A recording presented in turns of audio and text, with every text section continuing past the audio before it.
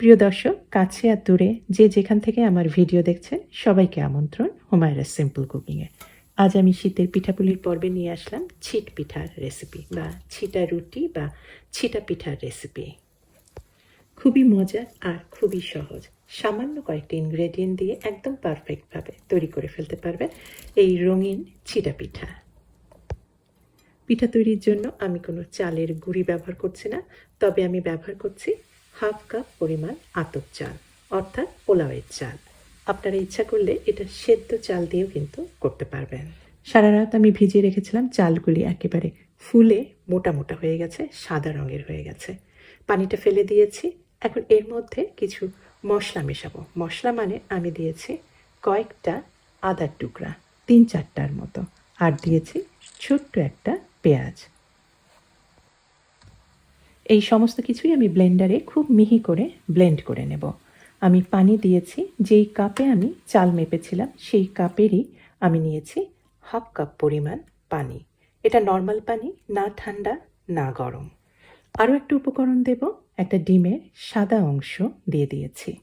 কুসুমটা আপাতত আমি তুলে রাখছি, এটা আমার পরে লাগছে। আমি যখন ব্লেন্ডারে কোনো কিছু ব্লেন্ড করি তখন কিন্তু ব্লেন্ডার এক নাগাড়ে চালাই না, 10-12 সেকেন্ড চালাই, তারপর কিছুক্ষণ থামি। এইভাবে থেমে থেমে আমি ব্লেন্ড করি। এর ফলে ব্লেন্ডারে মোটরটা ঠিক থাকবে আর ব্লেন্ডার কিন্তু সহজে নষ্ট হবে না। যে কনসিস্টেন্সিটা হয়েছে এই কনসিস্টেন্সিটাই কিন্তু একদম ঠিক কনসিস্টেন্সি, একেবারে পানির মতো, বলতে পারেন দুধের মতো তরল। আর এর মধ্যে দিয়েছি স্বাদ অনুযায়ী লবণ। আর যে ডিমের কুসুমটা আমি তুলে রেখেছিলাম সেটার মধ্যে আমি দিয়ে দিলাম প্রায় হাফ কাপের কিছু কম এই গোলানো চালের গুঁড়ি। এটাই গুলে নিলে তৈরি হয়ে গেল আমার হলুদ রঙের ব্যাটারটা। আমি সামান্য কিছুটা হলুদ গুঁড়া মিশিয়ে নিলাম, এতে রঙটা আরেকটু উজ্জ্বল হলো। আমি যেহেতু পিঠাটা একদম ফ্রেশ চালটাই গুঁড়া করে ব্যবহার করছি, এই জন্য কিন্তু এটা রেস্টে রাখার কোনো দরকার নাই। এই ব্যাটার দিয়ে আমি এখনই পিঠা তৈরি করতে পারবো। তবে পিঠাটা তৈরি করার জন্য আমি আমার চুলার উপরে প্রথমে দিয়েছি একটা পুরনো তাওয়া। এই তাওয়াটা আমি গনগনে একদম গরম করে নিয়ে আমি যেই প্যানে এখন পিঠাটা ভাজবো সেই প্যানটা আমি এই তাওয়ার উপরে দিয়ে দিচ্ছি। আর চুলার আঁচটা কিন্তু আমি একদম হাই হিটে রেখেছি। এর ফলে প্যানটা কিন্তু খুব ভালোভাবে গরম থাকবে। আর নিচে একটা তাওয়া আছে বলে কিন্তু এই ছিটা পিঠা খুব হাই হিটে ভাজার সময় পুড়ে যাবে না। প্যানটা একদম গনগনে গরম হয়ে গিয়েছে।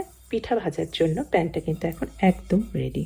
তবে আমি ব্রাশ দিয়ে সামান্য কিছুটা তেল সম্পূর্ণ কড়াইটাতে একটু মাখিয়ে নিলাম, এতে পিঠাটা খুব সহজে উঠে যাবে, লেগে থাকবে না, আর পিঠাটা কিন্তু আরেকটু ক্রিস্পি হবে, মচমচে হবে। আর সবসময় গোলাটা ছিটানোর সময় আঙুলগুলি বিশেষ করে জাস্ট আমি যেভাবে করছি ঝেড়ে ঝেড়ে দেবেন, তাহলেই দেখবেন যে এইভাবে পড়তে থাকবে, একদম লেস কাপড়ের মতো হয়ে যাবে পিঠাটা। প্রথমে সাদা ব্যাটারটা আমি ছিটাচ্ছি, আর তারপরে ওই একইভাবে হলুদ ব্যাটারটা চারপাশ দিয়ে ছিটিয়ে নিচ্ছি। এটাই কিন্তু এখন মুড়িয়ে নিলে খুব সুন্দর হলুদ আর সাদা রঙের একটা ছিটা পিঠা তৈরি হয়ে যাচ্ছে। পিঠার ব্যাটার একদম পানির মতো তরল বলে এই পিঠা ভাজার সময় ঢেকে দেওয়া কিন্তু কোনো দরকার নেই। একটা পিঠা ভাজা হয়ে গেলে আমি তারের ঝাঁঝরির উপরে রাখছি যাতে এটা ঘেমে না যায়। একটু 2-3 মিনিটের মতো রাখবো, তারপরে আমি এটা প্লেটে, সার্ভিং প্লেটে সার্ভ করব। আর নতুন করে পিঠা ভাজার আগে তাওয়াটা বা প্যানটা কিন্তু মুছে নেবেন যাতে একদম পরিষ্কার হয়ে যায়। তারপর ওই একইভাবে একটু তেল লাগিয়ে নিয়ে আবার নতুন পিঠা ভাজবেন। একটু অন্যরকমভাবেও কিন্তু ছিটা পিঠা করতে পারেন। এবার আমি মাঝখানে দিয়েছি হলুদ রঙের ব্যাটারটা, আর তার চারপাশে দিচ্ছি সাদা রঙের ব্যাটারটা ছিটিয়ে। তাহলে এই পিঠাটা হলো একটু অন্যরকম। এই পিঠাটা হয়ে গেল হলুদ রঙের ছিটা পিঠা। দেখতে যেমন সুন্দর হয়েছে, খেতেও কিন্তু দারুণ স্বাদের।